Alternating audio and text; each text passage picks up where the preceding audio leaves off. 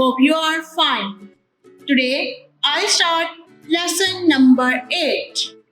Our topic is my school. Dear students, these are the different parts of a school.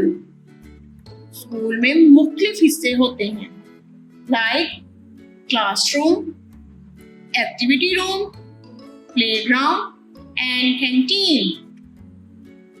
This is a classroom. This is a classroom. ये एक classroom है. She is a teacher.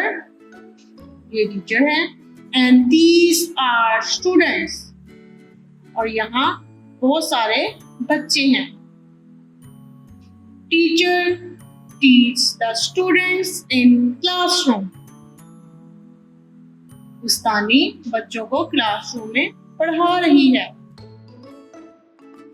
It is an activity room. ये activity room है. There are 2 boys and 1 girl in activity room. यहाँ 2 लड़के और 1 लड़की activity room में हैं. They are drawing and coloring pictures. वो यहाँ तस्वीरें बना रहे हैं और उसमें रंग भर रहे हैं. This is a playground. ये एक खेल का मैदान है. The students are playing together. बच्चे इकट्ठे खेल रहे हैं. This is a canteen. This is a canteen. ये एक कैंटीन है. During break time, students go to canteen and buy food items for lunch.